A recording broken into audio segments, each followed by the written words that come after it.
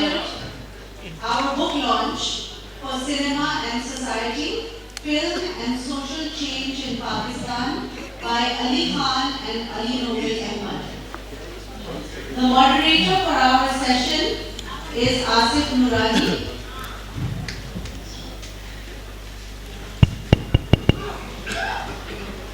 Asif Nurani is author and literary personality. He was born in Bombay and migrated to Pakistan in 1950.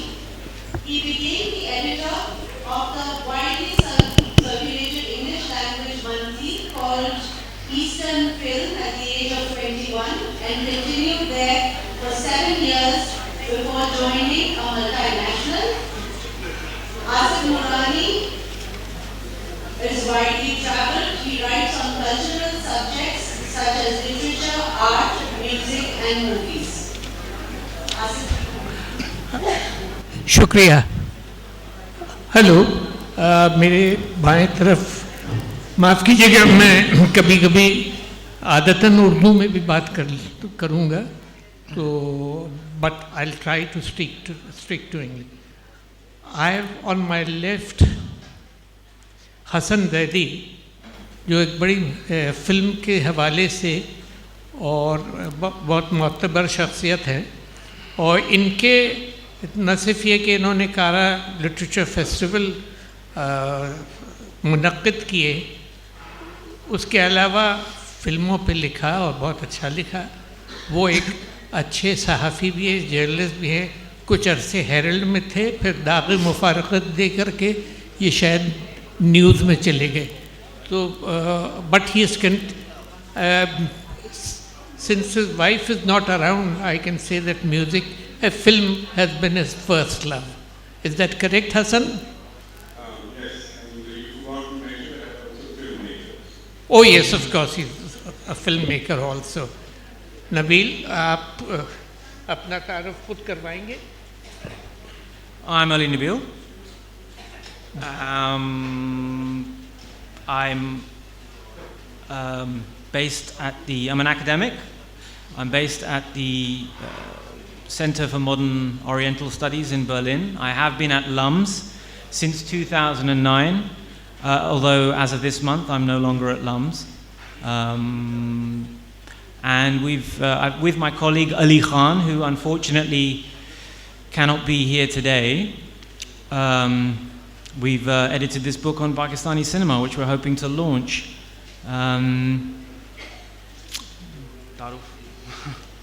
Thank you very much. She mentioned Eastern Film, which was a magazine with the highest circulation, to 27,500 was its highest, and when I joined, it was still enjoying something like 13 or 14,000 by way of circulation, and was sold widely in East Pakistan and West Pakistan. It all featured, apart from the glamorous pictures of Neelu and Sabia Khanam, etc., it had some very thought-provoking articles by people like Parvez Malik, like Alamgir Kabir, and so on. And it's a pity that there has been no mention whatsoever of Eastern film in this book. Well, I'll leave it for my friend to answer this question. Sadly, Ali Khan is not there, so all the bouquets and brickbats that you will collect, you will share them with your colleague. So how is it that you've not mentioned a word of Eastern film in that? There was so much material in that. Nabil? Is that your opening question?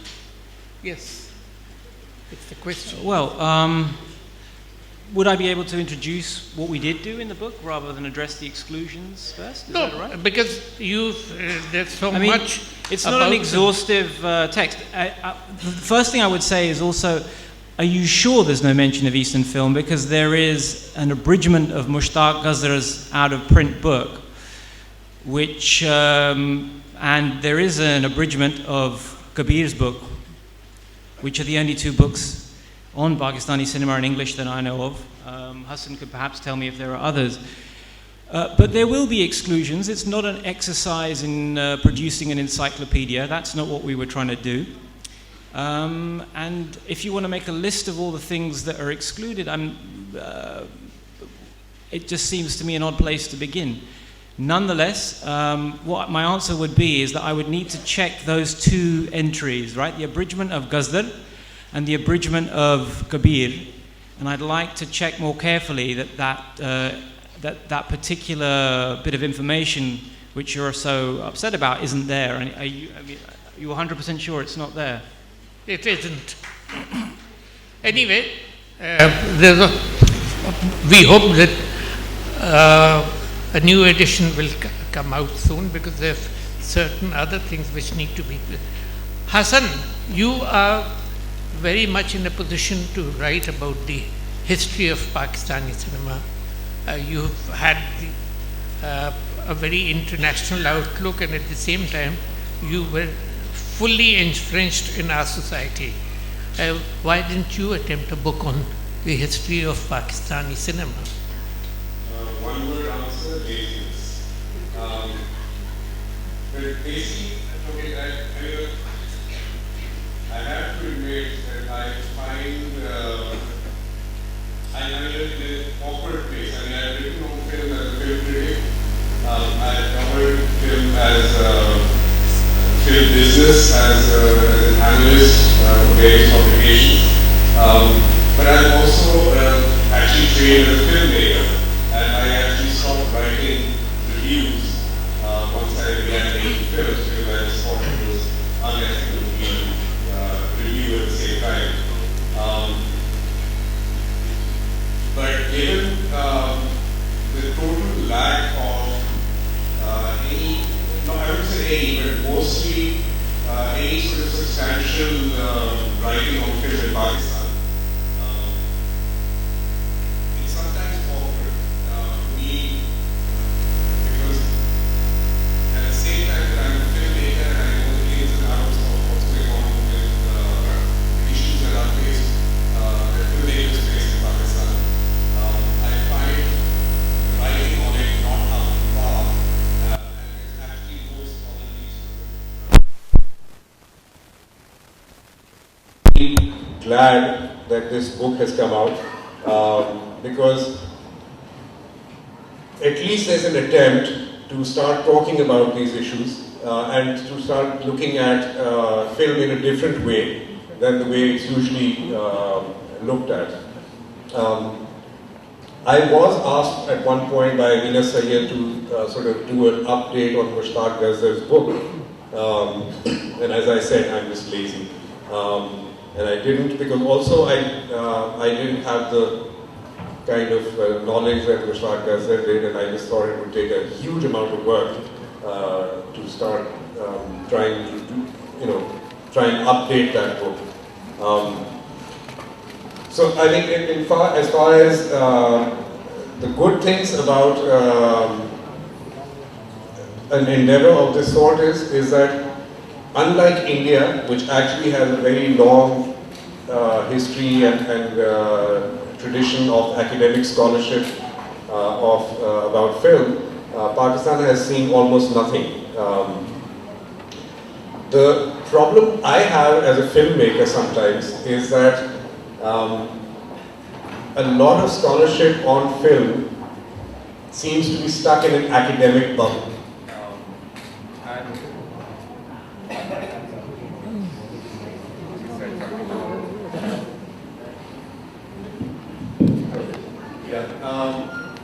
And so even when people write about film, as a filmmaker, when you're reading it, you're thinking, really, this is what they got out of this film, because the actual fact of it might be completely something else. Which is, interpretations are fine. For example, I'll give you an example. My film, Raat Chaliye Jhoom, which was made in the year 2000. So someone interviewed me, and what I found interesting about that interview was that there was a literary deconstruction happening in the questions. So I was asked, that, you know, you obviously chose the protagonist to be wearing a cream-colored suit, almost a white suit, and the seductress, it has a green dress on. So is that a reference to the Pakistani flag? You know? Really, I had no idea. I mean, maybe it was there in my subconscious, I had no idea. But it certainly wasn't a conscious decision to do that. So sometimes it's interesting what people interpret out of films, but it's not necessary that that has anything to do with the reality of the making of films and choices made during it. Can I just say what I mean? Can I just talk? I think some of the best parts of this book are in bringing together and already published material. For example, Mushtaq does this book, as Ali said, which has been out of print for a very long time, has been abridged. So you can actually sort of, you know, and made concise. So you can actually go through the major parts of his argument in one chapter, you know, that's quite a feat. Secondly, there's an article there by the East Pakistani Bangladeshi author Alamgir Kabir, which I actually hadn't read myself before, which is really fascinating because I actually knew very little, and I'd been looking for stuff on East Pakistani film. You know, in 1971, the breakaway or the secession of East Pakistan really dealt a huge blow to the Pakistani film industry. Not only philosophically, but also materially, in terms of the resources it had to draw upon and in terms of the market, obviously. But I just wanted to quote a couple of things that are from the Alamgir Kabir article. It's from the book, actually, and which is being abridged again into a short article, which makes you think about the kind of stereotypes we have about Pakistani film. So, I mean, one of the stereotypes obviously is that it's all crap, but the other stereotype is often that, oh, there was a golden age of Pakistani cinema which we lost. Yes, there was a golden age in terms of the number of films being produced. You know, Pakistan actually produced over 100 feature films in a year in 1974, I think, right? And that number went drastically down in recent years. But what does golden age really mean? I mean, let me just quote a couple of things from him. He's writing in 1969, and he writes, "It is a matter of regret that of the 1,000 odd films that have come out of West Pakistan studios since independence, one could not cite more than a handful that contain modest artistic merit." Then he says, most of West Pakistani productions force one to suspect that their directors would probably have been the happiest people on earth if such techniques as montage, editing, etc. did not exist. He also talks about plagiarism. You know, one of the things that we later on talked about, charba filmein jo ban rahi thi, you know, like basically copy films. Yeah?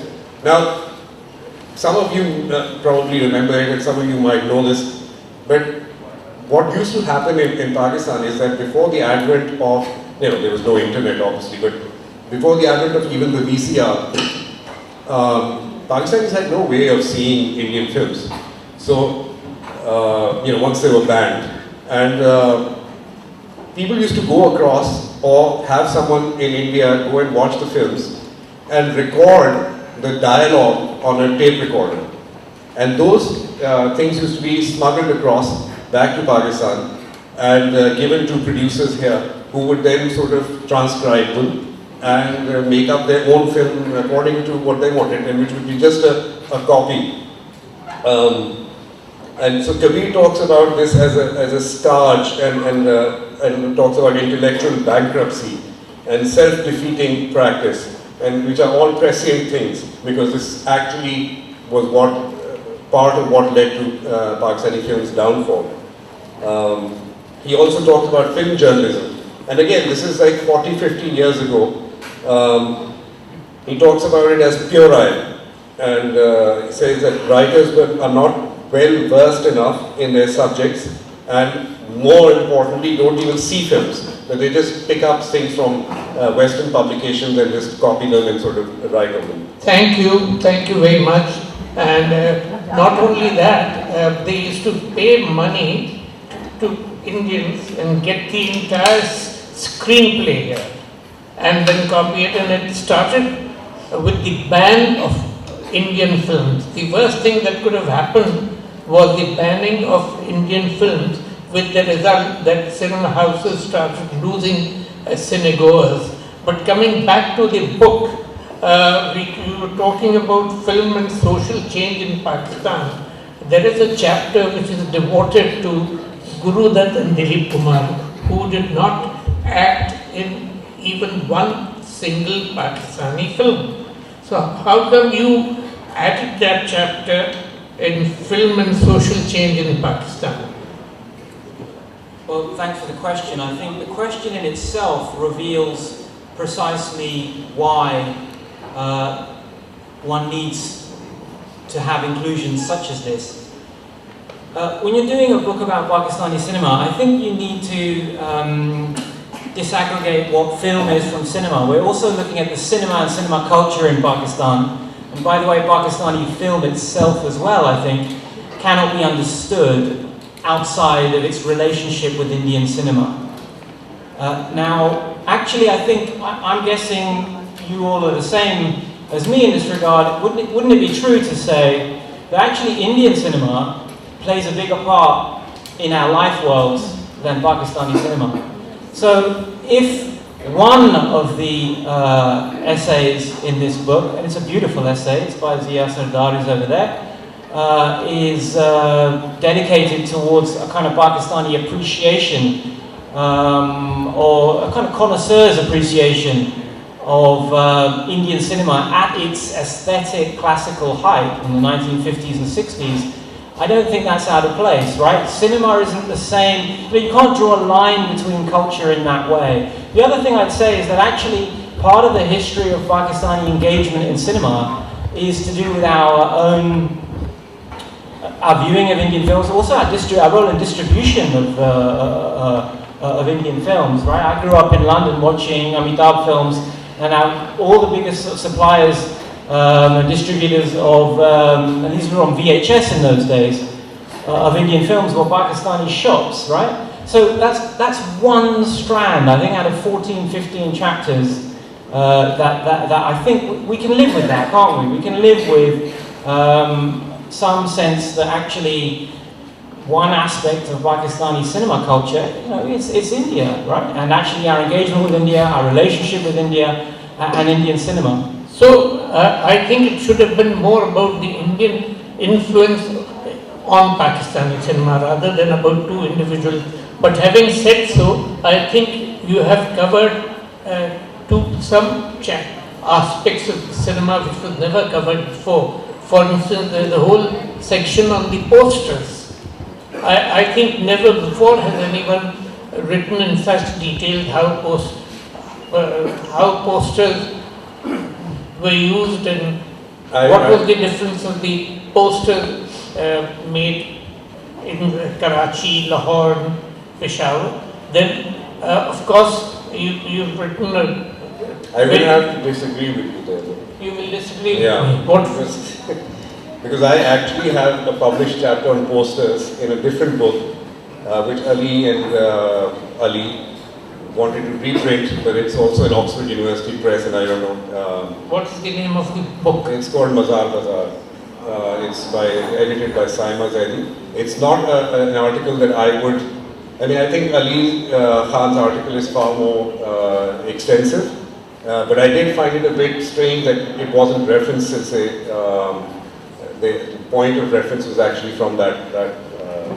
Also, okay, I have one of the problems I have with the book is that conceptually there are some major flaws in it.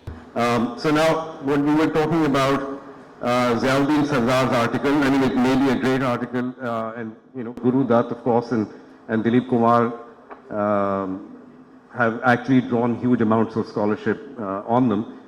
But why this one article and why not something else? If you're talking, I completely agree with you, Ali, that you can't talk about Pakistani film without looking at regional cinema. But then why just Indian cinema? Why not something else? Why not even looking at Pakistani film from an international perspective?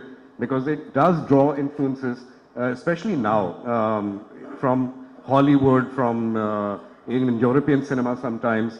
So, to take one thing and say, well, this is the representative, that's where the problem arises. There are other omissions in there. For example, there is no discussion at all of the impact of or influence of television on Pakistani film. Since the late 1970s, there has been really a strong tension between television and film in Pakistan. Primarily because, film was marginalized, and as a new medium, all the educated people, good family people went off to television. So there was always this attack on film that people from the more educated class didn't go into filmmaking; they went into television. But it's also influenced the style of filmmaking. It's also influenced sometimes things negatively. I mean, people talk about, can people from television actually make it into cinema? A lot of television actors have tried and failed. Television directors have tried and failed. So there's no discussion about that.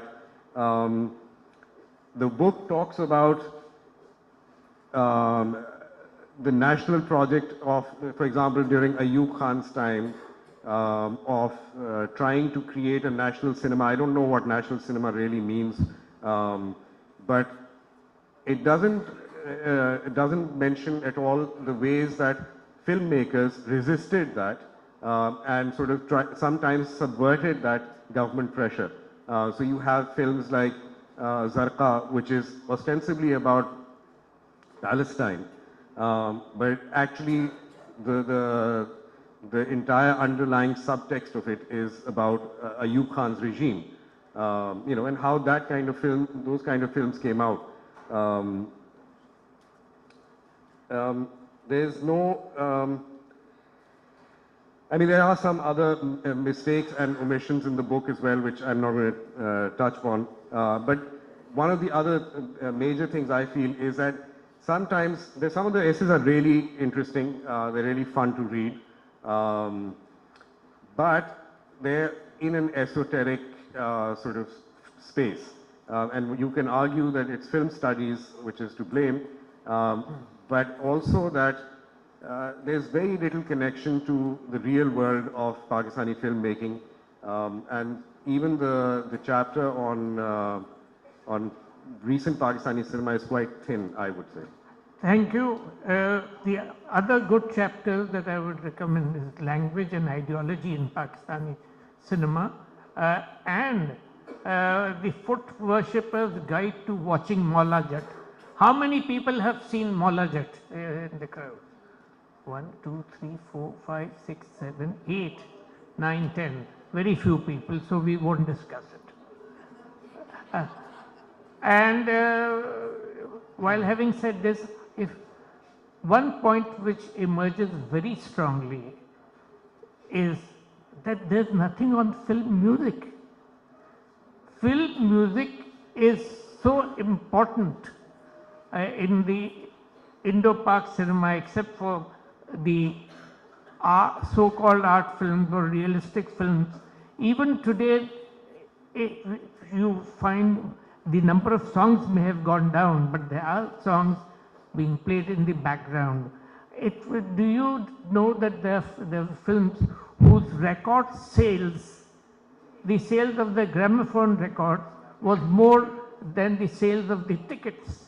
And there were people who went to see movies just because of the songs. They've heard the songs. Sometimes it was disappointing, like Mujhse Pehli Si Mohabbat Mere Mehboob Na Maang, which was Faiz's classic, and it was sung by Noor Jahan, and it was there, but it was so badly filmed, but nevertheless people did go because of that. So I think film music should have been a very important chapter. Now, before we open the subject, हाँ आपकी बारी आएगी, आपका हाथ बहुत बुलंद है, आपका इकबाल भी बहुत बुलंद होगा, बुलंद इकबाल होंगे। इत्तेफाक से हमारे पास एक हिंदुस्तान के मायानाज उर्दू के राइटर भी हैं और कॉन्स्टिट्यूशनल लॉयर भी हैं, जिनका नाम सैफ बट है। सॉरी, यहाँ आके वो बट हो गए होंगे, पहले सैफ महमूद थे। तो यहाँ तो बिग बट होता है ना, डबल टी के साथ। तो सैफ महमूद साहब से ये बताइए कि आप कुछ कहना चाहेंगे आखिर में about the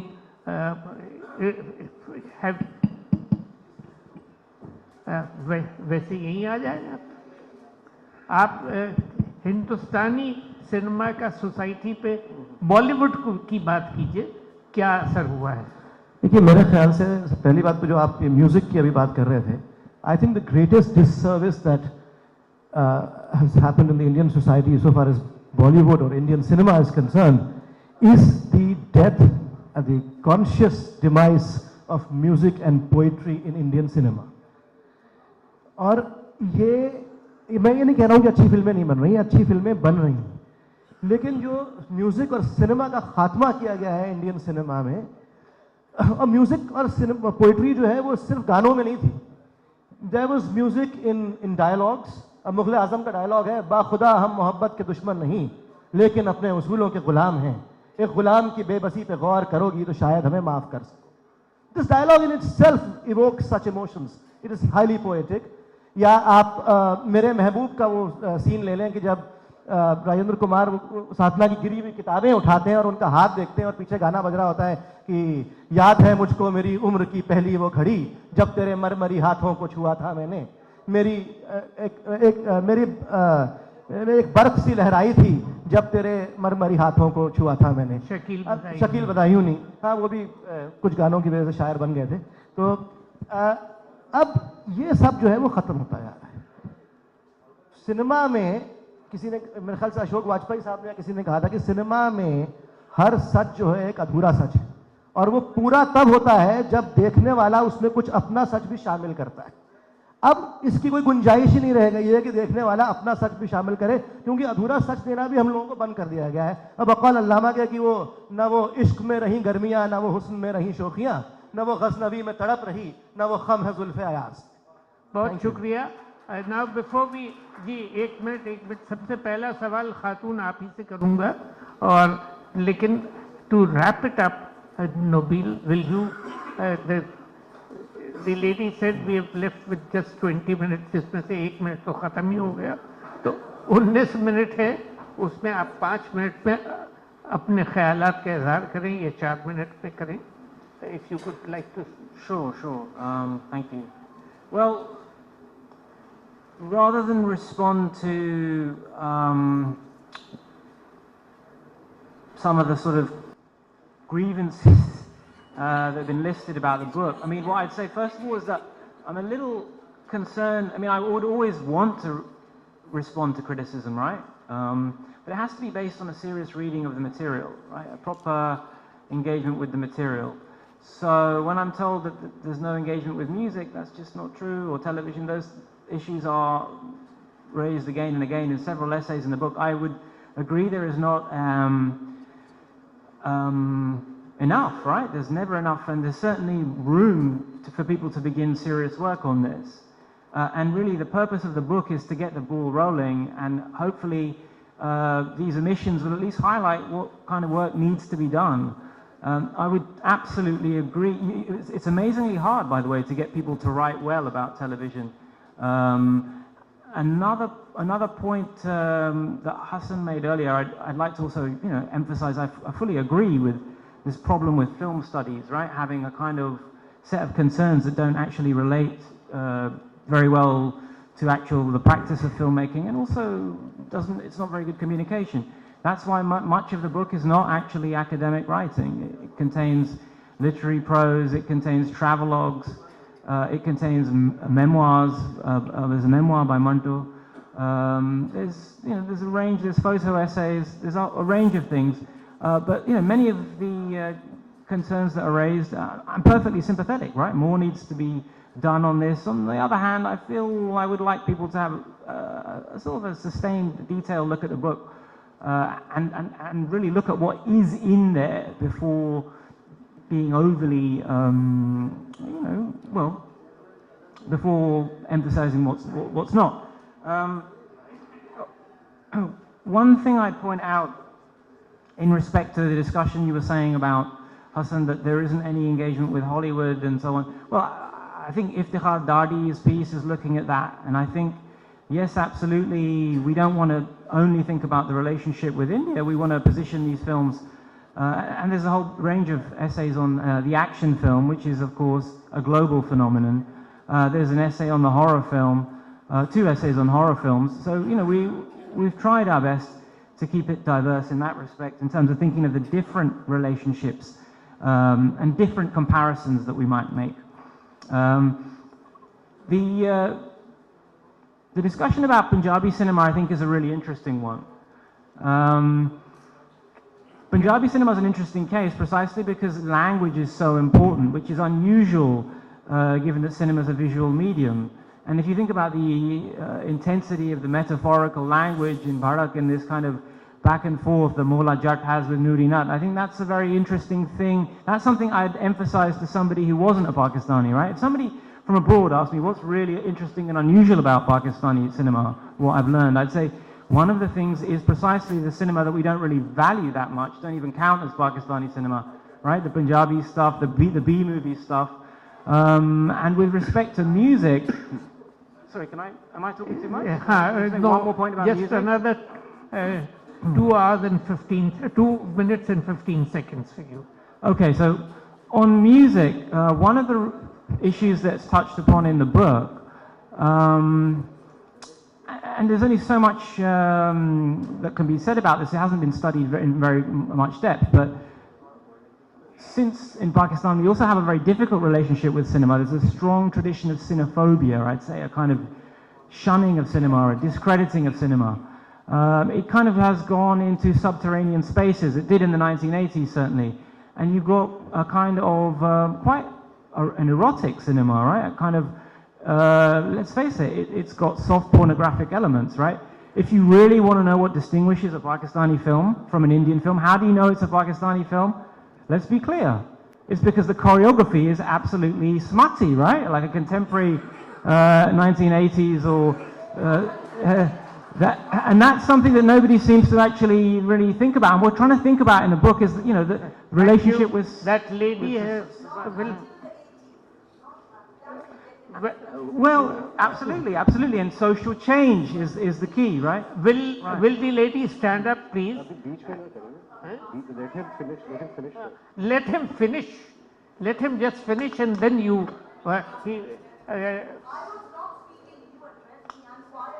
No, but you were raising your hand. Acha.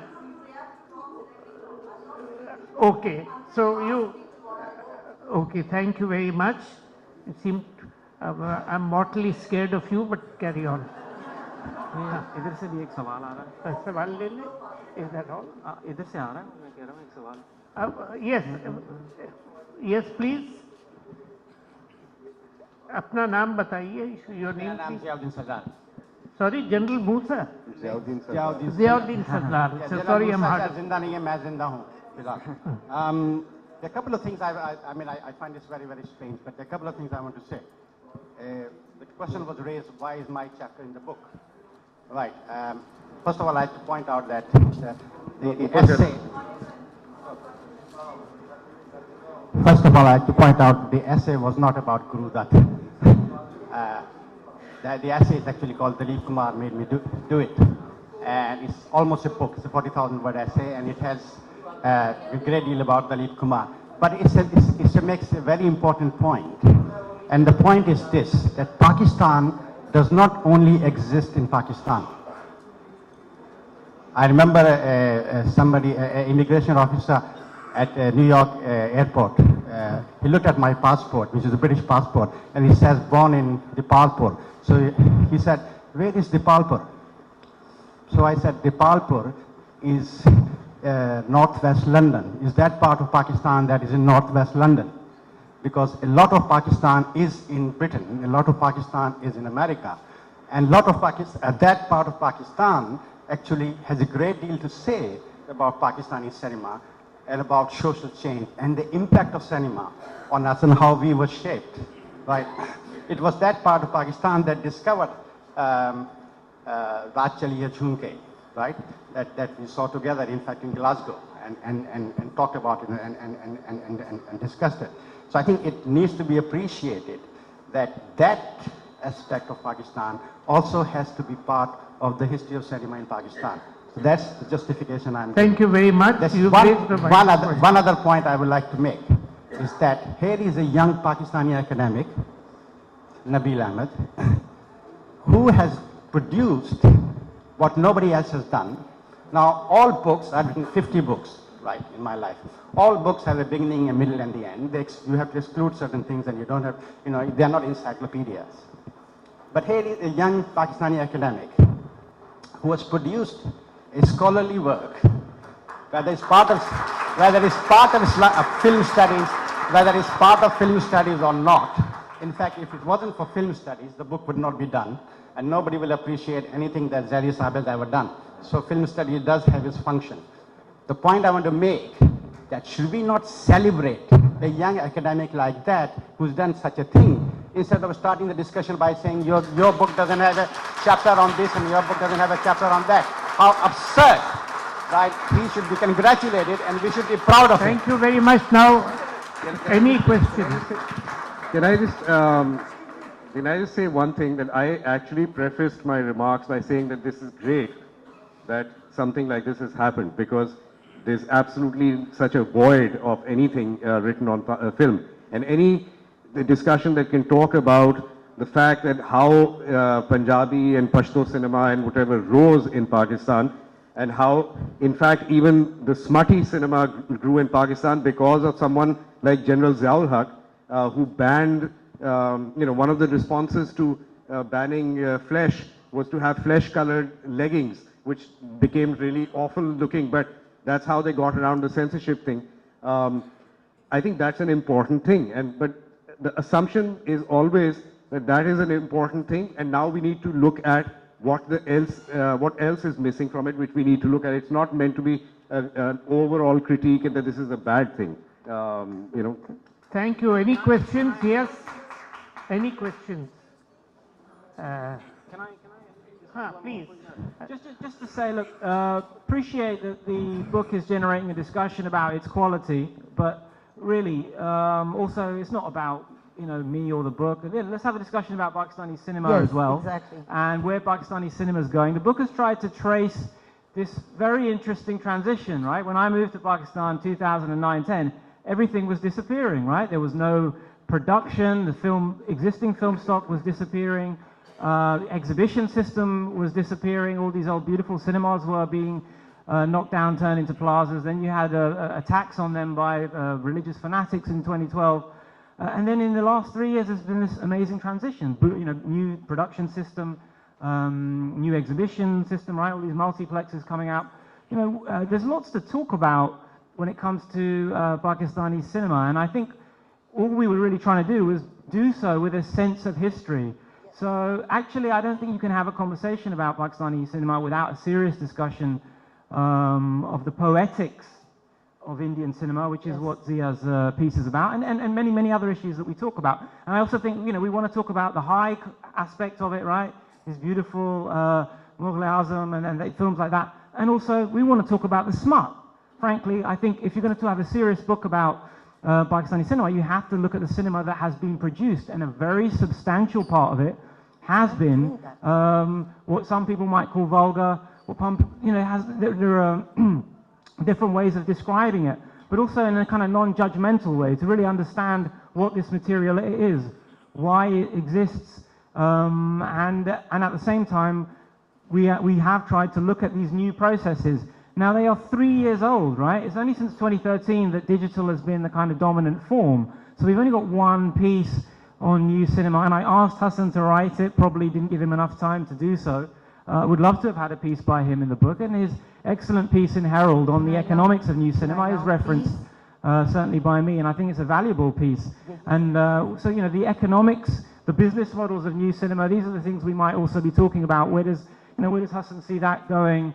I'd be interested to know what kind of strategy we want, right, to build a viable cinema. And I have an interesting quotation here. If there's time later on, I'd like to read an interesting quotation from an essay I dug up by Muhammad Hassan Askari, who's this very interesting literary critic who migrated and wrote about a whole bunch of things. And I found this lovely essay by him, and it's written in the 1950s, and he has some really interesting things to say. And it's amazing how much they speak to our own time, about the kind of historical transitions that we're going through, and what kind of filmmaking should be done. So I hope we can have conversations about this, as well as this, as well as the book, which, hey, I never said it was any good. I mean, it's up for you to decide. If you don't like it, it's all right, you know. We just want to get a conversation going around the issues, and don't worry about, you know, don't worry about my ego. My name is Gul Jafri, and I was exactly treading where you were saying, because I have not read the book, so I'll confess that. So I can't speak on the book, but I was speaking about my lament. I have sort of laments and comment, because I've passionately followed, grown into a culture of film, read I think every word that Asif Bhai ever wrote on film, and also debated, disagreed, and wanted to add always, never wrote. So that's also a confession. I should have written. I grew up also as an expat part of my life, so Saif including. My lament and answer from Asif Bhai, my question would be, why does Indian audience in general, they opened up their eyes, except Punjab, India, to the Punjabi film that we were producing. They were going across the border. They have absolutely no knowledge, Saif including, I think, of Iron Parveen or Naseem Begum or Mala or Mehdi Rushdi, Ahmed Rushdi, and you know the other ones, Masood Rana and all, supremely brilliant, at par, partition to 70s, at par to the Indian cinema until the revolution of production came into Indian cinema. That's where the decline happened, because we didn't have the equivalent money. We went to movies equally. अगर मुगल आजम तो नहीं, पता नहीं आई थी कि नहीं आई थी, लेकिन अगर बारादरी लगी है या कुछ कोई और लगी है, तो हम उसी तरह से, अंजुमन भी उसी पैशन से उतने ही हफ्ते लगती थी. No, I'm making 4 points. He said open a discussion. तो मैं 4 बहुत अच्छे ऐड कर रही हूँ पैनल पर. Indians को पता ही नहीं है from 47 to the 70, which is a sad thing. That's what every book needs to glorify and inform. They don't know that music at all. नूर जहाँ का पता था बस मेहदी हसन का, और फिर बोल से शुरू होता है history. So one thing is that why Kara Film Festival, is my question to Hassan, could not, maybe the archives are not there, or maybe the films are not available. Is that body जो बिल्कुल जब तेरे शहर से गुजरता हूँ वो उतने ही अच्छा है जो गाना सैफ ने और आपने कोट किया, नहीं पता है हिंदुस्तान को, जबकि वो इतना सिनेमा स्टडी करता है, वो करता है पाकिस्तानी सिनेमा के उस दौर का नहीं पता है. वो कैसे हम उनकी साइकी और उनके उसमें डालें? We did see that. So and Kara revived that kind of knowledge, information of the good cinema, good film until it declined, and then the revival. Thank you very much. Any other question or comment? Yeah, जी, उनको mic दीजिए. And this is not to take away the credit from Ali Khan and Ali Noble Ahmed. They have done a good job, and it's if it would have been a bad book, then it wouldn't have been discussed at all. But we are finding strong points there, we are finding the weaknesses. also. And the idea is that they have the talent, they have the time, they have, so they could, the next effort should be more all-encompassing. Question. Namely, Shakib, my question is concerned that, sir, you depth analysis in your book about the history of Pakistan cinema, as well as, sir, you think that in the coming year of our current year 2016 is the revival of the Pakistani cinema. Will you, after that, the very productive and very fruitful film by Khuda Ke Liye, Bol and anything. So always, do you recommend it that the revival of the Pakistani cinema is going on 2016? Yes, please. Yeah, I mean, I absolutely think, well, I prefer the term transition, right? Transformation. Because there's, for me, too much, when people talk about the revival, and they're always assuming the death. It's like when they talk about the golden age, they're always assuming there was a kind of dark age afterwards. And for me, that really simplifies the complexity of all the different things that were happening in the past and present of Pakistani cinema. Now, with respect to what's happening now, I think you're getting, people talking about it in somewhat as if Pakistan exists in a bubble and all these things are happening in Pakistan. Look, what you're getting, I think at some level, yes, you're getting a revival of the Pakistani film industry, but you're also getting just technological changes, right? You're getting digitalization, so you're getting new kinds of films being made which look better or look more like the kind of globalized norm of what's taken as good. You're getting processes of urban transformation, right? Those old cinemas are being knocked down and you're getting multiplexes. Now, lots of people are celebrating this process, and I am happy to see the revival of Pakistani cinema in any form, of course. But there is a flip side to this, right? I went to Centaurus last weekend. To get in, it's like a fortress. There's 3 metal detectors. You go through one, you put your phone there. You're patted down. They put that hairdryer thing on you about 3 times. You have to keep, and then it's 500 rupees, for a ticket. At some level, you're getting a process of gentrification here.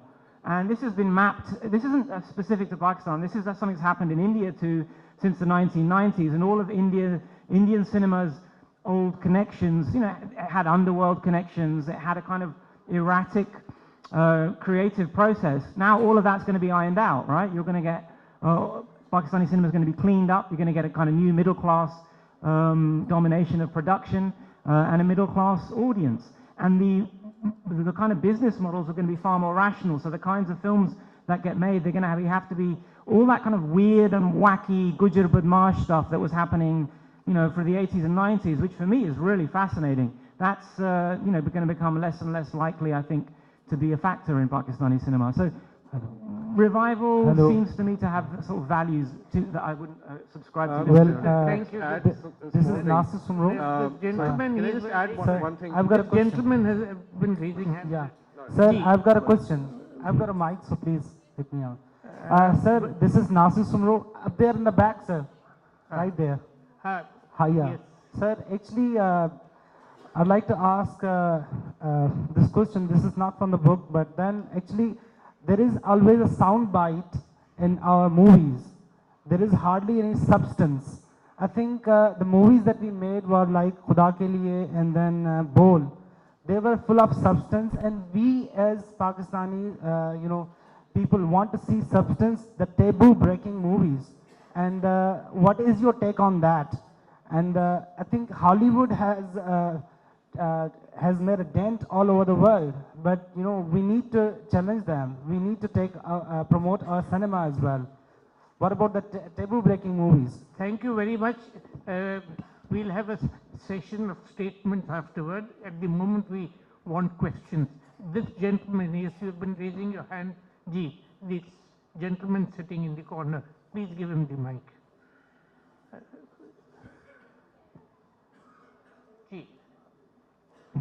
Questions, no statements. Yes, we've been talking about the transition of Pakistani cinema. Ali, I would like to know, seek your opinion really. What do we need to do? What does the cinema over here need to do in order to sustain this momentum really and to take this forward? Some views on that, please. पहले इनके सवाल का जवाब हो जाए फिर आपकी Okay, shall I answer? Okay. In response in a way to both those questions, so we've had Khuda Ke Liye and Bol mentioned as examples of good practice, and how do we maintain the momentum. For me, Khuda Ke Liye and Bol and War actually are not the best the best of new Pakistani cinema. For me, the two films that really caught my attention, and this is an answer to your question, how do we maintain quality, right? Namalum Afrad and Zindabad, which was made by Aminu, who's not around. Now, what I like about those two films is that they're not, they're very unusual in the sense that, they don't have cinema is a lot of what cinema is about just looking at beautiful people. And actually these two films go a little bit deeper than that and manage at the same time to retain a kind of level of entertainment and artistic and technical competence, which I found very impressive.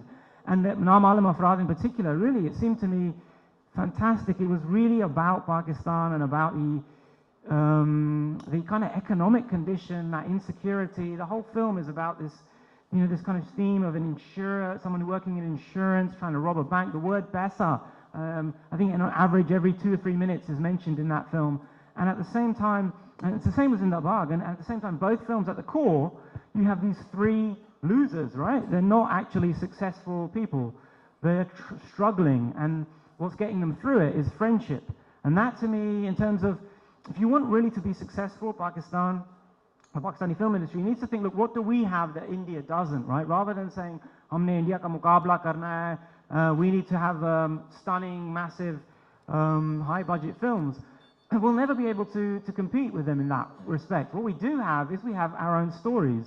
And actually, if we can focus in the same way that Britain, rather than try and emulate Hollywood, realized a while ago, let's make films about ugly, boring people, actually. There's a massive niche in that market. Can I close by just reading that quote by Hassan Nasri on this note? This is what he wrote, 65 years ago. There is one thing our filmmakers should understand. The competitive threat from Hindustan's filmmakers is at the levels of funds and equipment, in which they are far superior to us. The only way we can match them is if our true Pakistaniness shines through. If it does not, our films will not be of interest to anyone, not even in Pakistan itself. Right? Now, so what I think he means by that is if we just spend our money and the efforts trying to copy India and do a kind of pale imitation of what they do better than us, right? We actually won't produce a very interesting or distinctive cinema. What we have, as I say, is our own stories and the lives of our ordinary people. And they're amazing. Pick up any newspaper. That's what blows you away about this country, is the stories. We just haven't quite figured out how to tell them to an international audience, I think. Thank you very much. We have just time for 2 questions. That gentleman who holds the mic, please. Arif Zaman, Hassan, I've asked this question before, but I just want to make the link between what you were saying about the revival of the film industry here in Pakistan and the potential, Hassan, for this, what Kara did, the independent film festival that you were organizing, happened at a moment that was very different. So my question is, to what extent would something like that now, a major independent film festival in Pakistan, maybe not quite Kara, but something like it, be able to contribute to celebrating what's going on, drawing in more international interest and making a difference in that way? Well, Hassan himself is a curator, and as curator, I would think the question would make more sense. He also had other things he wanted to say. Brief answer. Just one more question after that. Yeah, first of all, I don't like the word revival per se. I think it's been used since for the last 20 years. It doesn't mean anything to me. But yes, of course, Kara, I think, had played a very important part in sort of restarting filmmaking in Pakistan, and there is a space for it, absolutely. It needs perhaps a rethink because there are things that, in terms of technology, in terms of what Ali was referring to, the multiplex phenomena, it's impacted things. There are things that are far more available to people now than they were 15 years ago. So you have to see what value addition you can bring to a festival which people can't find in going to a multiplex or whatever, you know. But yeah. Okay, this lady in the second row. Ji. No, it's myself. Okay, will someone give her the mic, please? No, because people there can't understand. Ji. When I come here once a year, and it pains me to see that entertainment is quite expensive. A movie costs 600 rupees, I think, and it's in these big complexes. Is there nothing for the poor in this country? You know, it is so painful for me. It hurts me. कि गरीब के लिए कुछ नहीं है इस मुल्क में, कुछ नहीं करेगा गरीब, वो क्या देखेगा? पुराने वक्तों में 4 आने की टिकट लेके वो मूवी देखता था, अब क्या देखेगा? But Shukriya, that's a good point. That's a good point that you made. You should make that movies for the poor. That and cinema has become more expensive. Ji, are you going to ask a question? Yes, I am going to Not ask a a question. statement? No, definitely not a statement. I'm in what's defined as an overseas Pakistani, so apologies from the beginning. But you're focusing on cinema and society and social change. What really pains me more than anything is that Bollywood has cornered the market in the UK. The multiplexes show movies indiscriminately, whatever the movie is, rubbish, whatever. What really hurts is there is no mention of Pakistan anywhere. Now I can tell you that Dukhtar made a huge big hit in Pakistan among the non-Pakistanis, the indigenous population as they are called. Now why don't you sell movies to television stations over there? BBC would show movies, Channel 4 would show movies. It's always, you know, movies from Sri Lanka, from Nigeria, they are shown. Why not Pakistani movies? We need to have a very, very big audience. Thank you very much. We need to show them how great we are. Thank you very much. Before we close this session, may I ask Nabil, what's going to be your next project? If you could explain that in 2 minutes, please. My next project? If I ever get out of here alive, I think I will. On a serious note, I'd quite like to do a book on cricket, which actually does a similar thing that we tried to do with the cinema book. Can I make a final comment on competition with India? I think people, we need to have a little bit of humility when it comes to saying that we are competing with India. I think if you look at those, you know, last summer I saw on an open air cinema one of these old Avara, I think it was. These are, you know, those. We are not the same scale as Indian cinema. Lahore was never the same scale as Bombay. A degree of humility, I think, is we don't need also to be in a competition with them. At the same time, I agree, we don't value our cinema enough. We don't know enough about its own history, and there are some amazing gems in there, right? All of the independent cinema that Pakistan has produced, a lot of it is actually really, really interesting. Jamil Delvi, Sabiha Samar, Mehreen Jabbar, we've got lots of good filmmakers, Umar Khan. And that needs to be promoted. Final thing, also Rangila. He is the kind of this extraordinary figure who I think is of interest to cinema all over the world. So thank you very much in terms of curation. Thank you very much, Nabil. Thank you very much, Hassan, and thanks to all of you for making this session very interesting. Thank you. Khuda Hafiz. Thank you.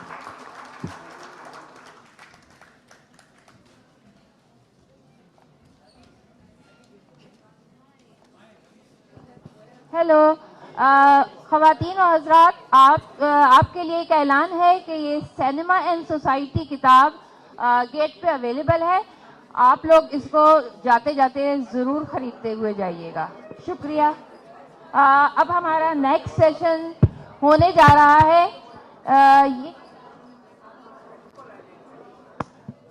अब हमारा जो next session होने जा रहा है ये उर्दू के हवाले से है, जिसका मौजू है जिला वतनी से जंगल तक. जो लोग इस सेशन को देखने के ख्वाहिशमंद हैं उनसे मेरी इल्तिमास है कि वो यहाँ तशरीफ़ रखें.